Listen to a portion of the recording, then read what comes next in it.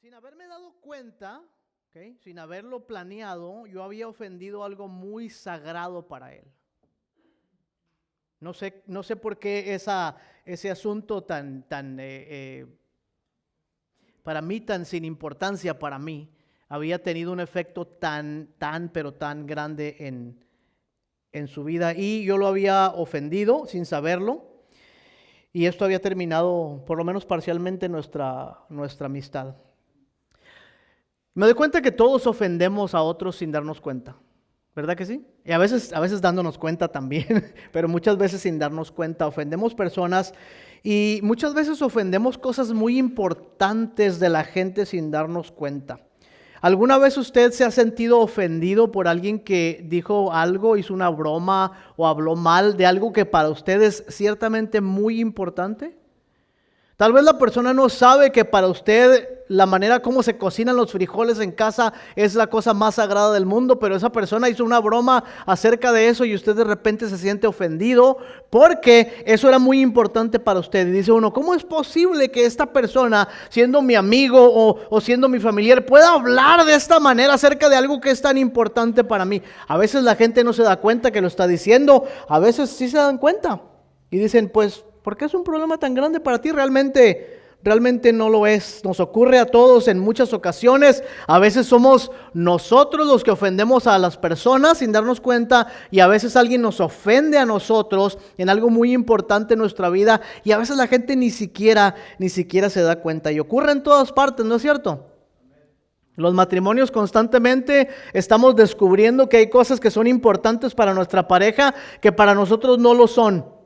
Y nos reclaman eventualmente y nos dicen, pero yo te dije que eso era algo muy importante para mí y no hiciste caso. ¿Cómo es posible que le dijeras a los niños que se fueran a jugar cuando estás socavando mi autoridad? Y cosas como esas que a veces decimos, pues sí, algunas son importantes, pero otras ni siquiera me había dado cuenta. Y todos enfrentamos situaciones en el matrimonio, en la familia, en el trabajo, en la iglesia.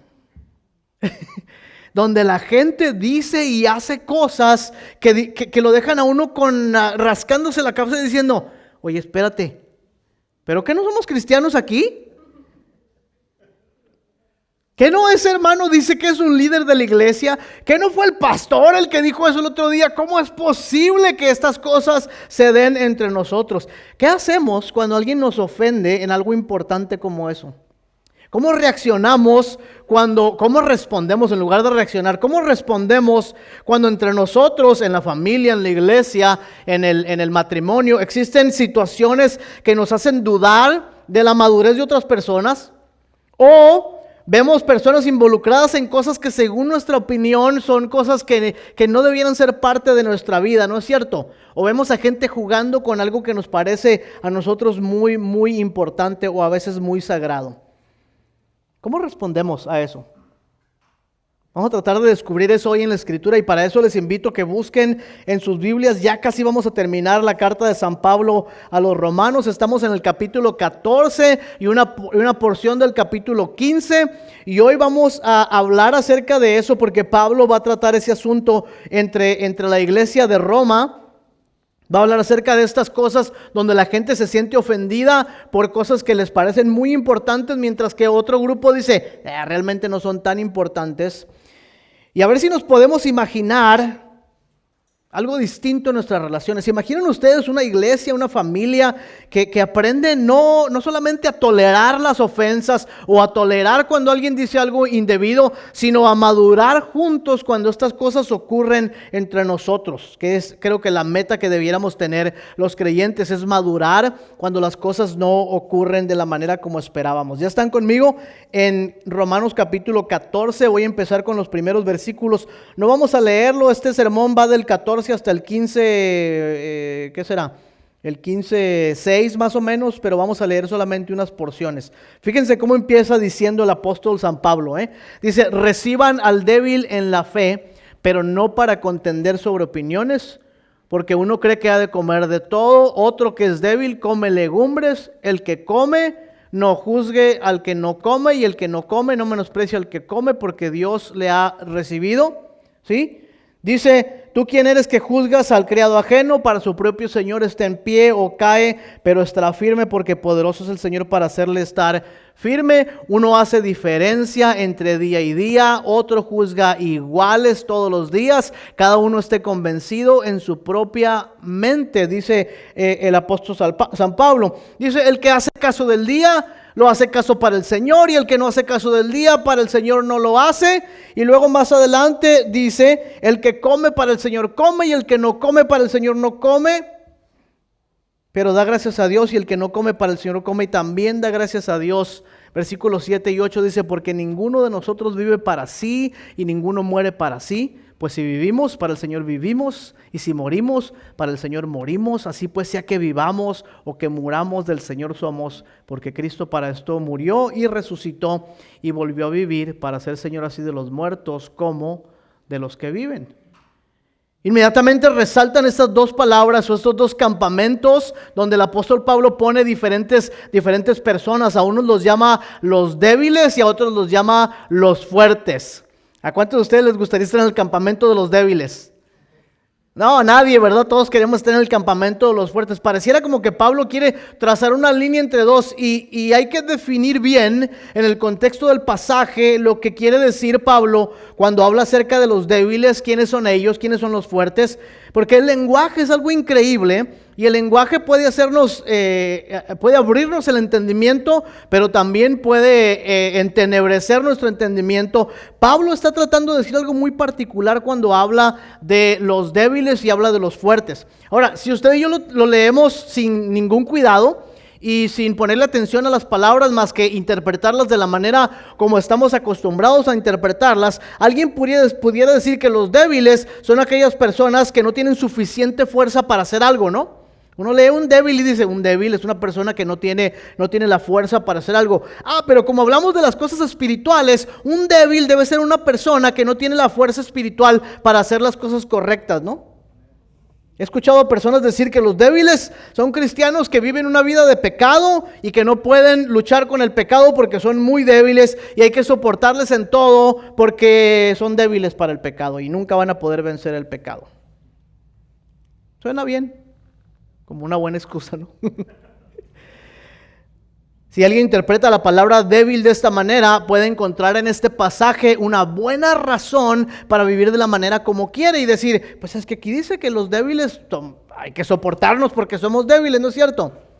Pero lo mismo pasa con los fuertes, con la palabra fuerte. Tal vez algunos de ustedes piense que una persona fuerte es alguien que es perfecto, que nunca falla, que tiene toda su vida completamente arreglada, que nunca tiene problemas.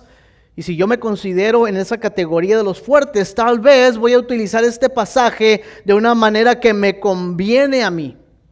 ¿Recuerdan una historia en el Evangelio cuando hay un fariseo y un publicano, un cobrador de impuestos orando?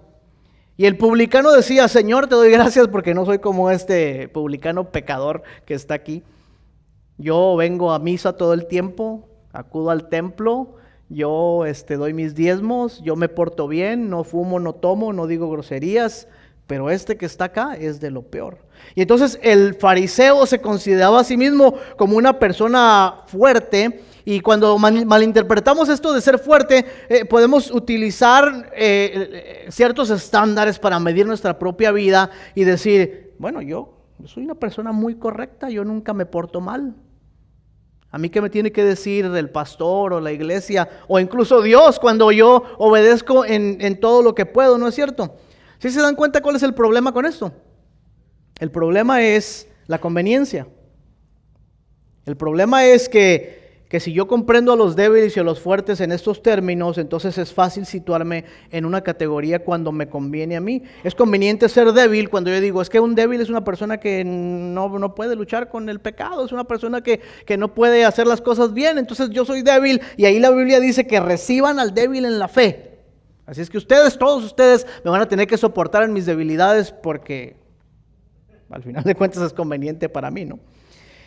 Y lo mismo ocurre con el fuerte, porque si el fuerte utiliza esta manera de entender la Biblia como una manera como una herramienta para juzgar o criticar o elevarse sobre los demás, aunque aquí en esta iglesia no hay personas que son así, pero en otras iglesias sí hay gente que se creen muy así, muy espirituales, muy perfectos y quieren criticar a otros, y ellos los que dicen yo soy muy fuerte y lo están utilizando para su propia conveniencia. ¿Y quién define las categorías para nosotros? Para entender quiénes son los fuertes y quiénes son los débiles, según lo que Pablo está diciendo, tenemos que mirar la razón por la cual Pablo le está escribiendo a la iglesia en Roma. Pablo le escribe a una iglesia que había sido inicialmente fundada o en su mayoría había estado compuesta por judíos que habían sido exiliados y luego habían regresado, y cuando regresan encuentran una iglesia que está conformada ahora por gentiles. Y entonces cuando los judíos regresan, los gentiles hacen cosas que para los judíos son completamente extrañas, no solamente extrañas, algunas de ellas son hasta pecaminosas según piensan los judíos. Por ejemplo, los gentiles no guardan el sábado. Por eso dice, el que hace caso del día lo hace para el Señor, y el que no hace, que está hablando del sábado. Y los judíos dicen, oye, ¿cómo que son cristianos y no están guardando el sábado? Y están molestos con ellos, con los gentiles, porque hacen esto. Y también están molestos porque los gentiles de una manera muy natural salen a la carnicería y compran carne que le fue sacrificada a los ídolos, y hasta van a hacer fiestas a veces donde hay carne que ha sido sacrificada a los ídolos. Y los judíos están diciendo, ¿cómo es posible que ustedes siendo cristianos coman carne que ha sido sacrificada a los ídolos? ¿Se dan cuenta cómo los gentiles, sin darse cuenta, están ofendiendo la sensibilidad religiosa de los judíos? Están ofendiendo algo que es sumamente importante para ellos y tal vez ni siquiera se han dado cuenta, pero se empiezan a dar cuenta, porque por eso Pablo les escribe. Y a su vez dice ahí que ellos menosprecian a los que no comen. O sea, el gentil empieza a menospreciar al judío que no participa en estas cosas y dice, oye, pero qué fanático eres, es solo una carnita asada. O sea, sí le ofrecieron el steak a Zeus, pero es una carnilla asada aquí entre amigos. ¿Qué tanto te preocupa? Eres un mojigato, eres un santurrón, eres un hipócrita. Y entonces empieza a haber estos conflictos entre ellos, precisamente porque se ofenden las sensibilidades religiosas. ¿Qué está sucediendo entonces? Lo que está sucediendo es que los gentiles hacen tropezar a los judíos comiendo de las cosas que han sido sacrificadas a los dioses, y los judíos hacen tropezar a los gentiles criticándoles su falta de compromiso con Dios. ¿Ya vieron dónde está el problema? Cualquier parecido con la realidad es mera coincidencia. Aquí no pasan estas cosas. Pero les doy un ejemplo que pasa en otros lados. Por ejemplo, ahorita empezando el mes de octubre, empiezan a salir en mi timeline del Facebook y otros lados un montón de cristianos que se empiezan a pelear por el Halloween. ¿Ya les salió a ustedes eso ahí en su Facebook? Dios mío, en octubre empiezan a salir todos los teólogos del mundo hablando acerca de lo que es el Halloween y lo que no es, y empiezan a pelearse todo el mundo, ¿no es cierto? Ahora no vayan a decir, ay, el pastor dijo que el Halloween es bueno y que no estoy diciendo que en el Facebook los cristianos se andan peleando siempre en octubre por el Halloween. Y unos dicen cosas como que, oye, qué fanáticos son ustedes, qué de malo tiene que un chiquillo se ponga un traje de Superman y ande pidiendo dulces. Y del otro lado hay unos que dicen, ustedes cómo pueden participar en el cumpleaños del diablo, ese es el cumpleaños del diablo, ¿cómo pueden andar ustedes haciendo cosas como esas? No vayan ustedes a decir, el pastor dijo que era bueno. Yo no estoy diciendo que es bueno o malo, estoy diciendo que eso pasa en el Facebook. Y la gente ofende sus sensibilidades religiosas con eso. Porque hay gente que se va de las iglesias por cosas como estas. Y van a otra iglesia donde son más parecidos a ellos. ¿No es cierto? ¿Alguna vez a usted le ha pasado eso? ¿Se ha sentido ofendido por el comportamiento de otro creyente que hizo algo que a usted le parecía como que, oye, eso no es correcto? ¿Alguna vez usted ha visto a alguien tomar no tomar en serio algo que para ustedes es de vital importancia en la iglesia o en la familia o en el trabajo. Y dice, ¿cómo es posible si esto es verdaderamente importante? ¿Cómo se siente usted cuando algo así ocurre? ¿Cómo reaccionamos cuando alguien toca esos puntos tan importantes para nosotros? A veces son muy simples. Miren lo que acabo de hacer. Me puse la mano en la bolsa. Y un día alguien se quejó en esta iglesia porque el pastor no tomaba en serio la predicación, porque el pastor se mete la mano en la bolsa cuando está predicando. Y ofendí su sensibilidad porque tenía la mano en la bolsa.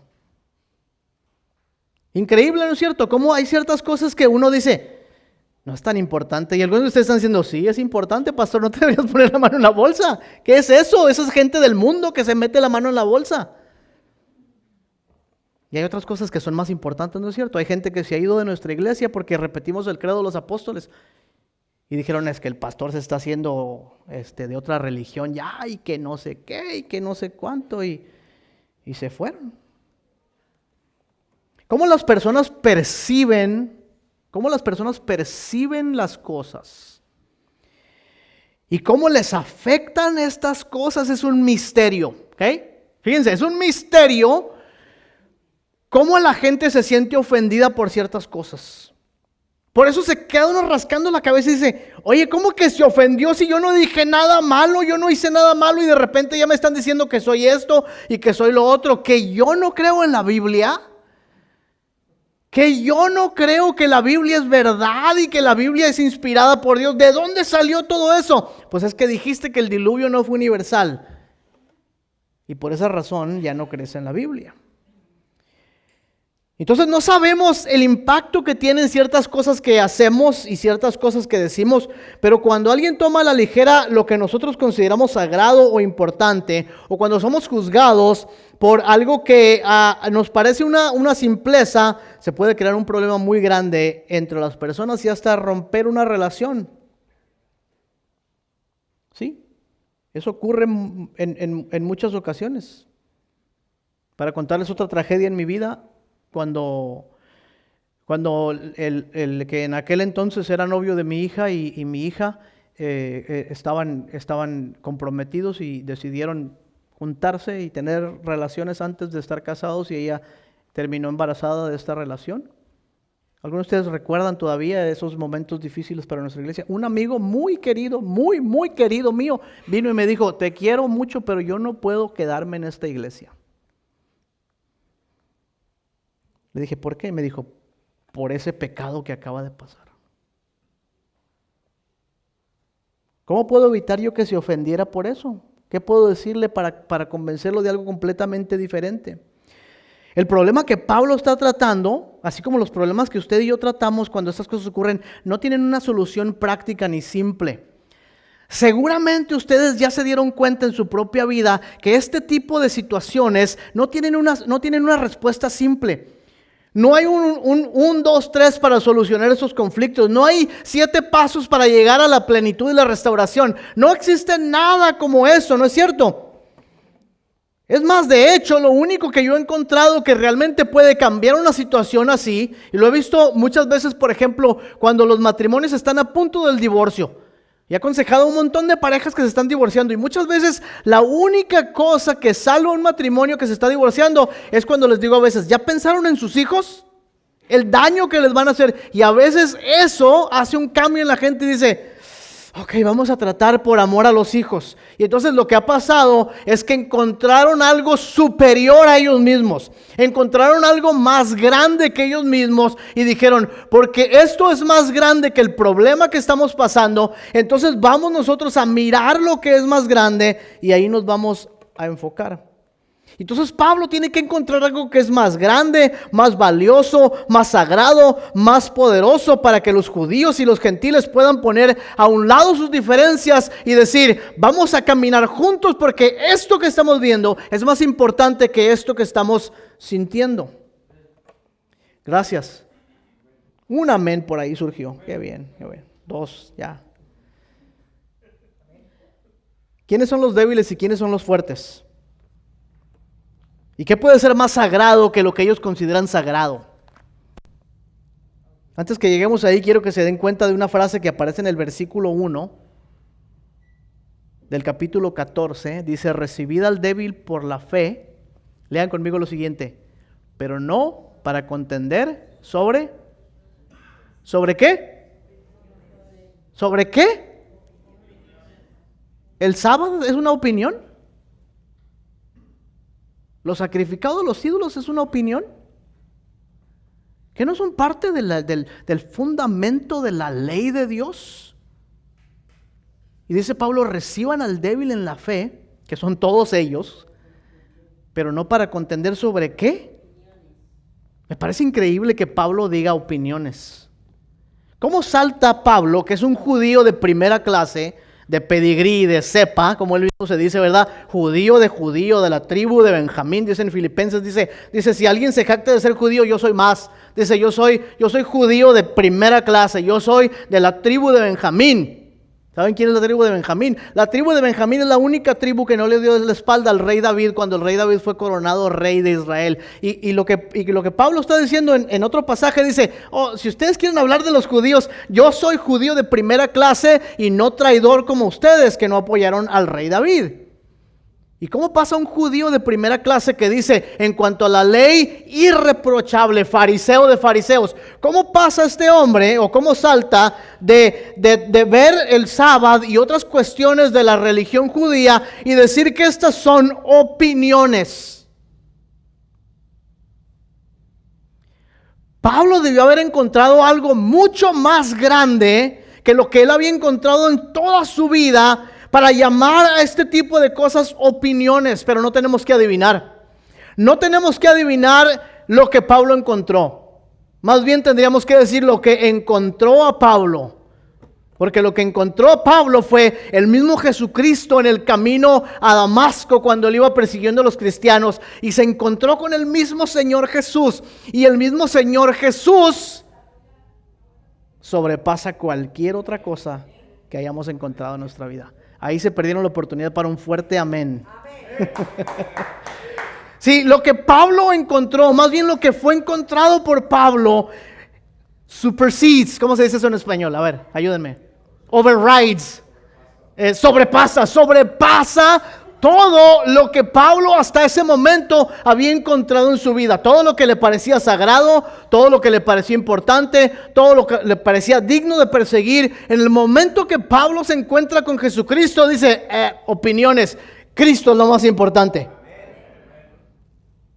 Y entonces los está apuntando a ellos hacia Jesucristo, mostrándoles que el evangelio excede todo sistema religioso y moral. Es más, sin el evangelio, cualquier sistema religioso y moral no es ninguna otra cosa más que un sistema para hacernos sentir bien. Y aquí va lo verdaderamente importante. Los débiles son los que han sido rescatados por el evangelio, pero que su fe no ha madurado suficiente como para defenderse de costumbres propias y de ajenas y de dudas y de comprometer su fe por temor o por lo que sea, pero que aman y están comprometidos con Dios. Estos, dice Pablo, son merecedores de paciencia, son merecedores de cuidado, de una dosis continua de gracia y sobre todo de amor de parte de los demás creyentes. O sea, una persona débil, dice Pablo, es una persona cuya fe no ha madurado lo suficiente como para entender que está ofendiendo a otros con sus acciones y necesitamos recibirle. No está hablando de una persona que vive en pecado y que dice yo quiero vivir así porque así me da la gana vivir. No, está hablando de una persona que ama a Dios, una persona que quiere servir a Dios, pero que no ha madurado suficiente como para entender ciertas cuestiones. Y los fuertes son aquellos que han sido rescatados por el evangelio, que han madurado en su fe para saber que no hay mayor poder que el poder de Cristo y que el evangelio tiene preeminencia sobre cualquier opinión, incluyendo las más importantes. Porque el evangelio es tan poderoso y tan importante que exige que los rituales más sagrados se reinterpreten a su luz. Dice, eso es importante para los judíos y para los gentiles. No, eso es importante para ti y para mí. Cualquier cosa que tú consideras importante, cualquier cosa que tú consideras sagrada, necesaria en tu vida, tiene que ser reinterpretada a la luz del evangelio, porque el evangelio debe tomar preeminencia en nuestras vidas. ¿Tienes un problema en el hogar? ¿Qué debe dictar tu manera de comportarte hacia tu esposa o tu esposo? El Evangelio de Jesucristo. ¿Hay un problema en tu iglesia? ¿Qué debe dictar la manera como te comportas ante aquellos con los que estás en desacuerdo? El Evangelio de Jesucristo. ¿Tienes un problema en tu vida moral, espiritual, de cualquier índole? ¿Qué es lo que debe dictar la manera como respondes a esta situación? El Evangelio de Jesucristo. Cuando digo evangelio no me estoy refiriendo a la creencia de únicamente que tenemos de quién es Cristo. Me refiero a Cristo mismo. Porque en el evangelio nos damos cuenta que el fuerte se hizo débil por nosotros y en debilidad nos hizo fuertes a los débiles. Si hay una parábola que Jesús dice muy interesante en Mateo capítulo 13 de un hombre que encuentra una perla en un terreno. ¿La han escuchado? Y este hombre no dice la historia cómo ni ningún detalle. Es una parábola muy corta, pero dice que un hombre llegó a un terreno y en un terreno encontró una perla de gran precio, un tesoro.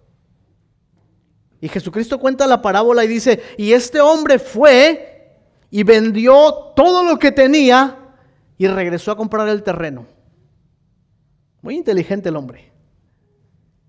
Y está diciendo que el reino de los cielos es semejante a una persona que ha encontrado un tesoro en un terreno y va y vende todo lo que tiene por ese terreno. ¿Pero qué le miras a este terreno, amigo, si no tiene nada ahí? ¿Pero cómo es posible que tú vas a permitir que te hagan eso? ¿Pero cómo vas a dejar a un lado tus amistades y tu vida? ¿Pero qué vas a hacer si después de esto no te funcionan las cosas? Encontré un tesoro de gran precio que sobrepasa cualquier cosa que yo tengo en mi vida. Y eso es lo que Pablo les está diciendo a ellos y nos está diciendo también a nosotros. Hay algo entre nosotros, en nuestra comunión, hermanos, en nuestras relaciones, en nuestros pleitos que tenemos. No, aquí no hay pleitos. En otras iglesias hay pleitos, aquí no. En nuestras desavenencias que tenemos, hay algo en nuestras relaciones, hay algo en tu matrimonio, hay algo en tu vida con otras personas que sobrepasa tu propia vida. Y eso es el Evangelio. Y entonces, ¿cuál es la importancia para nosotros de recibir al débil en la fe y de mirar a los que son más fuertes? Que ambos, débiles y fuertes, tienen una responsabilidad el uno con el otro. Más aún, la Escritura declara que Dios es suficiente para sostener. Vean el versículo 3 y el versículo 4. Dice, ¿tú por qué juzgas a tu hermano? ¿Tú por qué juzgas al que come? ¿Tú por qué menosprecias al que no come? Dice, para su propio Señor está en pie o cae, pero poderoso es el Señor para hacerle estar en pie.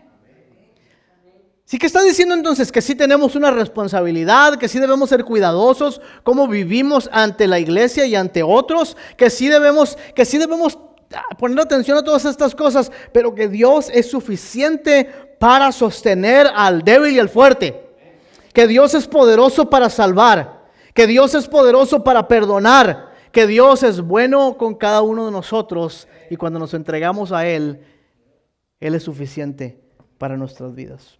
Así es que te invito a pensar en esta mañana ya para terminar. ¿Cuáles son aquellas cosas en tu hogar, en la comunidad de las personas que conoces, en la iglesia, que dices tú, oye, es que yo no puedo pasar esas cosas porque ¿cómo es posible? ¿Cómo es posible que sean así? ¿Que no somos una iglesia? ¿Que no somos un matrimonio? Y entonces que pongas por encima de estas cosas lo que Cristo ha hecho por nosotros. Y que como Pablo dijo en algún momento, el Evangelio tome prioridad en nuestras vidas.